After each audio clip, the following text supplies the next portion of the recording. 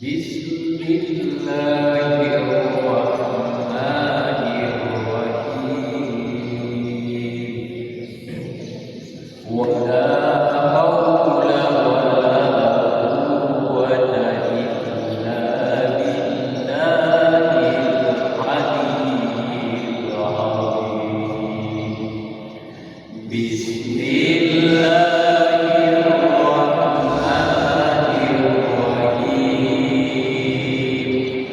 Wala haula wala quwwata illa billahil aliyyil azim. Bismillahirrahmanirrahim. Wala haula wala quwwata illa billahil aliyyil azim. Bismillahirrahmanirrahim.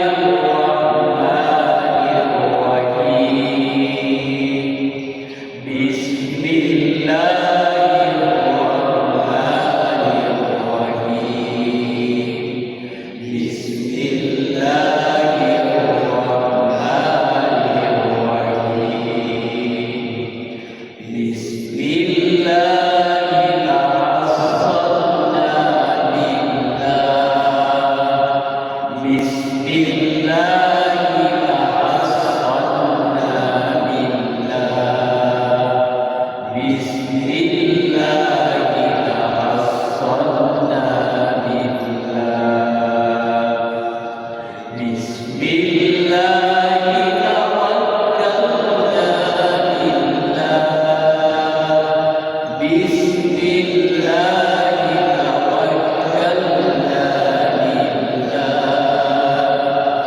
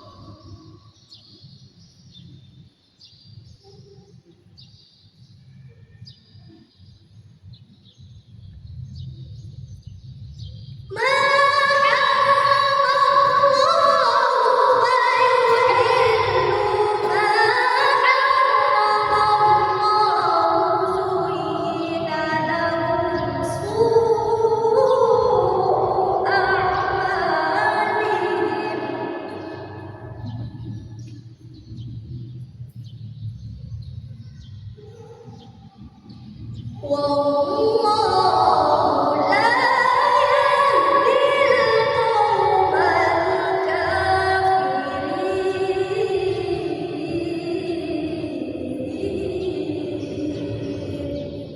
صدق الله العظيم. السلام عليكم warahmatullahi wabarakatuh. Bapak-bapak, ibu hadirin dan kami hormati, kami ucapkan terima kasih banyak kepada Bapak Camat Belopa selaku pemerintah Kecamatan Belopa yang memberikan dukungan kepada kami, dukungan real sehingga peringatan Tahun Baru Islam 1 Muharram 1440 Hijriah dapat terlaksana, serta kepada seluruh panitia atas partisipasi dan dukungannya, baik tenaga maupun materi berupa dana dan swadaya teman-teman kakwa Kecamatan Belopa sehingga kegiatan ini dapat terlaksana dengan baik. Hadirin yang berbahagia, selanjutnya sambutan oleh Bapak Camat Belopa Irwan Ridwan SD kepadanya dengan hormat disilakan. Berbicara tentang 1 Muharram ini berarti berpindah tahun dari awalnya 1446 Hijriah berpindah ke 1440 Hijriah. Kalau perpindahan tahun di bulan Masehi biasanya luar biasa ramainya. Ada kebakaran, ada barang coba. Tapi kita ini, alhamdulillah kita dalam suasana religi. Tema daripada 1 Muharram kita di Kecamatan Belopa ini hampir sama dengan tujuannya bupati kita yang ada kata-katanya bangkit lebih cepat. Kalau kita di sini kita gunakan momentum ini sebagai momentum untuk bangkit lebih cepat menuju yang cemerlang. Kata-katanya nanti mungkin tidak bisa tidak apa juga, tapi intinya seperti itu. Jadi boleh saya katakan bahwa KUA Kecamatan Belopa ini merespon keinginan bupati untuk bangkit lebih cepat. Jadi mari kita tetap istiqamah dan tetap memperbaiki diri kita dengan momentum Tahun Baru Hijriah 1447 dengan tema momentum Hijriah untuk bangkit lebih cepat menuju yang cepat. Demikian yang bisa saya sampaikan dalam sambutan singkat ini. Terima kasih atas kehadirannya. Mohon maaf jika ada kekurangan. Wabillahi taufiq wal hidayah. Wassalamualaikum warahmatullahi wabarakatuh. Hadirin yang dimuliakan Allah Subhanahu wa taala, selanjutnya ceramah tabligh akbar oleh Bapak Kepala Seksi Haji dan Umroh Dr. Haji Armin M. Sosni, kepadanya dengan hormat disilakan. Assalamualaikum warahmatullahi wabarakatuh.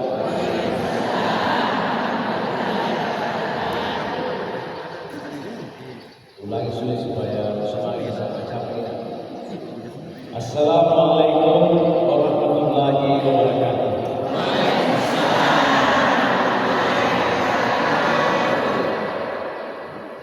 Bismillahirrahmanirrahim. Alhamdulillahirabbil alamin. Wassalatu wassalamu ala asyrofil mursalin sayyidina wa maulana Muhammadin wa ala alihi wa ashabihi ajmain.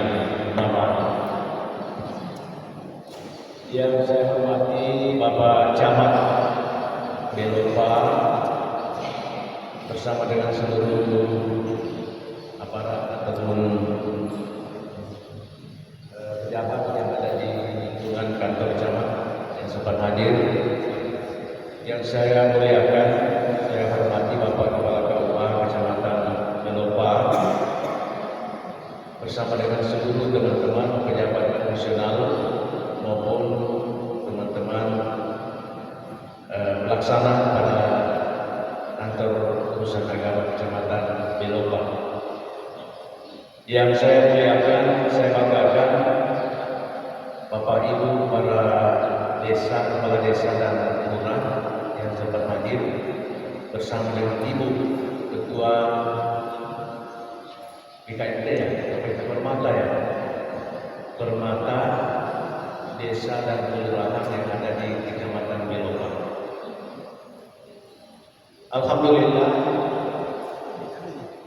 Alhamdulillahillazi arsala rasulahu bil huda wa dinil haq liyudhhirahu 'ala dini kulli walau karihal kafirun. Yang pertama bahwa seperti yang disampaikan bacaan tadi, bahwa ada gejala-gejala hadis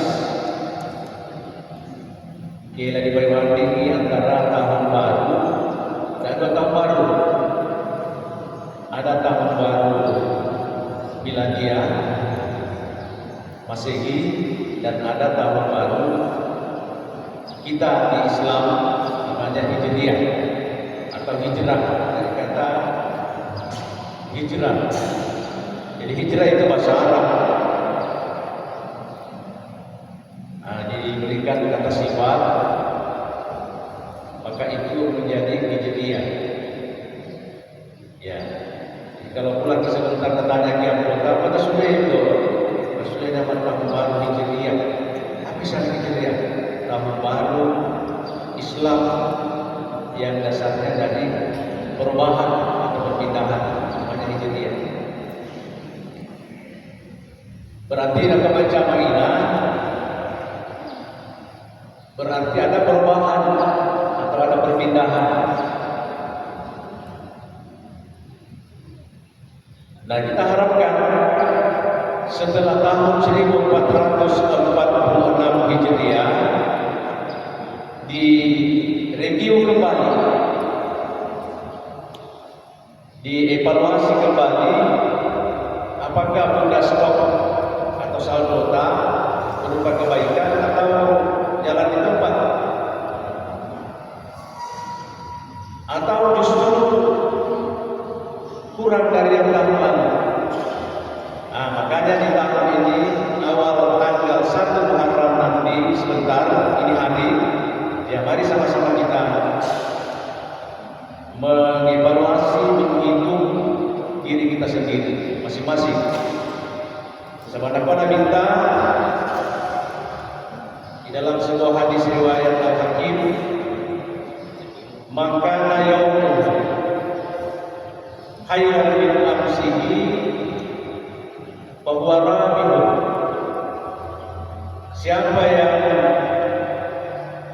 hari ini lebih baik daripada kemarin, bahwa rabihu itulah orang yang untung. Wa man kana yawmuhu misla amsihi fa huwa maghdubun. Siapa yang kemarin sama dengan hari ini, ya termasuk orang yang maghdub, orang yang rugi.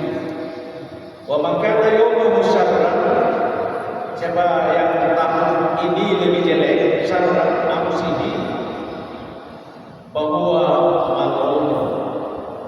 Itulah orang yang orang yang sangat ya sayang atau berdagang, artinya orang yang tidak memiliki lagi keuntungan. Mal'un dari kata laknat, ya orang yang dilaknat, maksudnya orang yang sangat merugi. Hadirin yang saya muliakan,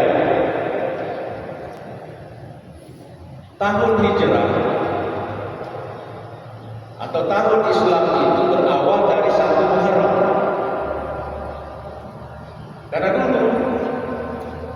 penamaan tentang kalender Islam belum ada. Sehingga para sahabat bertanya-tanya. Bahkan ada gubernur yang ditagih oleh Utsman waktu itu oleh Khalifah. Gubernur, bagaimana itu acara kita nanti? Saya tidak tahu gubernur, Pak Khalifah, Amirul Mukminin. Tanggal berapa itu atau kapan itu? Yang ada di saat itu adalah hanya nama-nama bulan. Apa itu nama-nama bulan di dalam penanggalan Hijriah? Sudah hafal semua bikin kapan ya? Muharram. Yang kedua apa? Safar, Rabiul, Jumadil, Rajab, Syaban, Ramadan, Syawal, Zulkaidah, Zulhijjah atau Zulhaji. Kalau kita sudah hafal ini, kalau kembali nanti bersama dengan cucu insyaallah karena untuk peringatan tahun baru tahun ini. Tidak perlu kita yang lain-lain. Yang penting Muharram sampai Rabiul Awal, Rabiul Akhir, Rabiul Awal, Rabiul Akhir, Rajab, Syaban, Ramadan, Syawal, Zulkaidah, Haji. Ya. Jangan hanya tahun Januari, Februari, Maret. Tanya kenapa dah hafal sekali? Dia bilang aku gaji 13 yang sedang dicari-cari. Ya, gara-gara gaji 13 dah hafal itu Januari. Tambah lagi satu, aku gaji 13. Ya, itu lebih bendahara. Hadirin, jadi tugas pertama kita adalah menghafal tentang hari atau bulan-bulan Hijriah. Jadi tidak ada lagi BKMT bermuatan, apalagi dia ibu kepala desa yang tidak menghafal nama-nama bulan Hijriah ini. Yang kedua, tantangan kepada kita semua, kita sangat dianjurkan untuk kembali membuka-buka kalender-kalender yang lama. Buka kalender yang lama, kemudian cantumkan, tetapkan nama dan kelahiran kita tanggal berapa. Karena biasa itu palingan kita tahu kapan kita lahir. Dia bilang 6 Juli, 67. Kalau ditanya, kalau di tahun Hijriah itu tanggal berapa itu? Mulai tidak tahu. Jadi ulangi sebentar, buka lagi kembali. Atau ada di link HP itu, di link Google, kita track ke belakang. Karena hari kelahiran kita itu adalah hari yang di dalam keyakinan kita orang Islam itu adalah hari sesuai dengan kalender Hijriah. Jadi sangat tidak masuk kebanggaan kita sebagai seorang Muslim kalau yang kita hafal hanya tanggal kelahiran, bulan tahun Masehi atau miladiah, kemudian Hijriahnya tidak. Kemudian yang berikut dari segi sejarah, karena tadi dikatakan bahwa umat Islam awal-awalnya itu tidak mengenal namanya tahun Hijriah itu. Nanti pada saat pemerintahan Umar bin Khattab, itu Umar bin Khattab khalifah keberapa? Khalifah pertama. Jadi Umar bin Khattab itu sebagai khalifah pertama yang mencetuskan tentang tahun Hijriah. Benar itu? Umar bin Khattab khalifah pertama. Jajabi. Saya tanya dulu BKMT, itu khalifah itu kan ada empat. Mengganti Rasulullah namanya khalifah. Setelah beliau wafat, diganti oleh pertama Umar.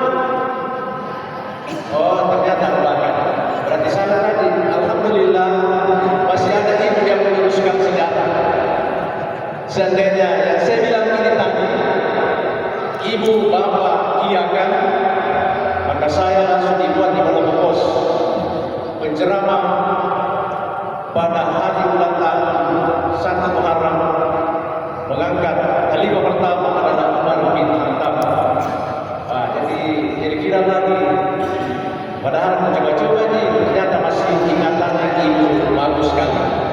Alhamdulillah.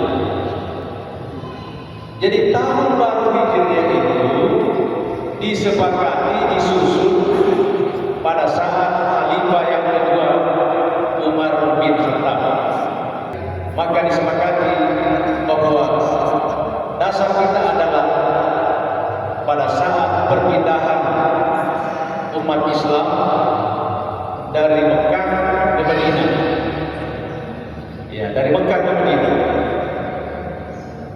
Mekah ke Madinah berarti ada perpindahan. Karena ternyata di Mekah itu Rasulullah SAW mengalami berbagai tantangan dan rintangan, terutama dari suku Quraisy. Maka beliau memutuskan untuk mengutus awal-awal pertama pada haji pertama dari kenabian beliau. Di Aqabah dia menyampaikan kepada penduduk yang datang dari Yasrib, dari Madinah. Kemudian dia utus pada hari kedua, haji kedua tahun kedua dari pelaksanaan haji, dan seterusnya. Akhirnya beliau yang berencana untuk pindah. Asbabul wurudnya, sebabnya sampai Rasulullah mau pindah ke Madinah. Pertama, gangguan di Mekah tidak kondusif lagi. Yang kedua, dari Yasrib atau dari Madinah ada umpan yang bagus, ada penerimaan bahwa ya Muhammad, andai saudara-saudara kami di Mekah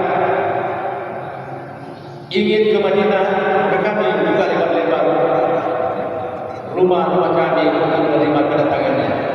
Maka Rasulullah menyampaikan kepada sahabatnya, lihat dulu, nanti saya menuju di belakang.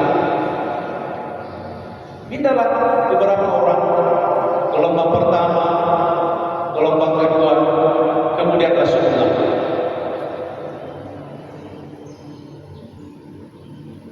Tetapi hal itu tercium, dilarang oleh penduduk ataupun pejabat yang ada di Mekah waktu itu. Maka diadakanlah rapat di DPR yang dipimpin oleh Abu Jahal. Jadi ada rapatnya di Dewan Najwa namanya waktu itu. Dan Najwa adalah Dewan Perwakilan orang-orang Quraisy yang dipimpin oleh Abu Jahal. Di dalam rapat itu sangat dinamis. Ada dialog, pertimbangan-pertimbangan. Maka dibuka dengan pimpinan rapat Abu Jahal, saudara-saudara, kita telah melihat dengan mata kepala kita semua bahwa ada kekuatan yang datang yang gejalanya akan menghancurkan kebiasaan-kebiasaan pagan kita, penyembahan-penyembahan berhala kita, sistem-sistem sosial yang selama ini kita terapkan. Dia bilang, kenapa bisa begitu wahai Jahal? Dia bilang, coba lihat, Muhammad itu adalah orang baru yang muncul tiba-tiba menjadi banyak followersnya, banyak penggemarnya. Jadi Abu Jahal sudah mulai khawatir dengan gejala bahwa sewaktu kita akan tenggelam dengan kemasyhuran seorang Muhammad yang notabene sangat disukai oleh masyarakat, khususnya masyarakat tua-tua, masyarakat kecil. Jadi bagaimana? Dia bilang, di dalam dewan ini kita akan sepakati bagaimana membunuh Muhammad. Ya, itu di dalam DPR itu. Ada yang mengusul berdiri saja. Tapi Pak pimpinan. Kalau mau membunuh Muhammad, barangkali bagus kalau kita siksa dulu. Bagaimana caranya? Dia bilang kita ikat itu Muhammad, kemudian kita gantung di depan Ka'bah. Oh begitu. Langsung Abu Jahal membantah, oh salah itu tidak bisa gitu. Kenapa salah? Bahaya Abu Jahal. Dia bilang itu Muhammad. Orang tidak melihat saja dia cenderung mencintai dia. Apalagi kalau kau gantung di depan Ka'bah, semua mata melihat dan pasti orang akan simpati dan akan mencaci maki kita bahwa kejamnya Abu Jahal bersama dengan teman-temannya menggantung di depan Ka'bah orang yang bagus perangainya, orang yang mampu bergaul dengan sesamanya. Tuan ini di Darul Nadwa ini, di DPR-nya maka waktu itu direkam oleh malaikat, direkam. Jadi CCTV-nya malaikat Jibril berfungsi datang kepada Muhammad. Muhammad, mau dibunuh sebentar malam? Bila masa? Iya. Jadi, siap-siap. Bagaimana caranya? Muhammad menyampaikan kepada sahabatnya, yaitu Abu Bakar, kita pindah sebentar. Kita mulai dari kampung ini. Kenapa begitu ya Rasul? Kita mau dibunuh. Di mana kita dapat informasi? Kasih lihat SMS-nya. Oh Jibril, Muhammad akan dibunuh sebentar malam. Dipanggil. Oh jangan temani kan? Iya, selama itu adalah engkau yang perintahkan ya Rasul. Abu Bakar tidak pernah menolak. Siap. Lalu bagaimana caranya? Bila sebentar malam kita bersama-sama di rumahku, lalu kita start keluar sembunyi-sembunyi. Kemudian panggillah Ali. Ali itu lebih muda 20 tahun, seorang anak muda. Ali, sini kau dulu. Bilang apa ya Rasul? Ya begini, saya mau minta tolong, engkau menggantikan saya tidur nanti di tempat tidur saya. Dia bilang, mau gimana? Dia bilang, mau pergi sama Abu Bakar. Dan ada SMS. Oh begitu, mau dibunuh? Iya. Siap dia buat bilang, siap. Jadi Ali bin Abi Thalib itu adalah pemuda termasuk yang pemberani. Siap menggantikan Rasulullah untuk mati. Karena tempat yang dituju Rasulullah itu adalah tempat kematian. Tapi seorang Ali mengatakan, siap. Maka pada malam harinya naiklah Ali di tempat tidurnya Rasulullah dengan memakai semua fasilitas tidur, selimut dan hal-hal yang terkait dengan kebiasaan Rasul di saat dia tidur malam. Sementara di keliling rumahnya waktu itu adalah penuh dengan suhu tadi. Ada alkohol dari Masamai, ada alkohol dari Balubang, dari Radang dan seterusnya. Keliling, tidak bisa lagi.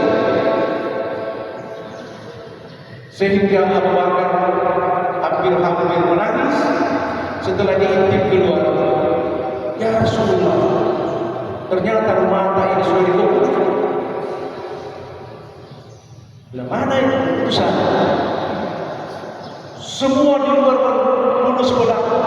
Tidak ada yang masuk dalam satu belanya. Siap untuk membunuh Muhammad malam itu. Abu Bakar sangat sedih. Tapi Rasulullah mengatakan, la tahzan, jangan ragu-ragu wahai Abu Bakar. Innallaha ma'ana.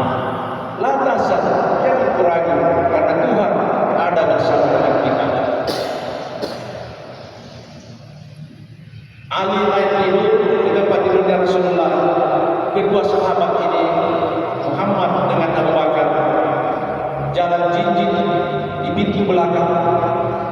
Kemudian pada saat itu turunlah ayat 9 pada surah Yasin yang sama-sama kita hafal. A'udzubillahi minasyaitonirrajim. Wa ja'alna min baini aydihim.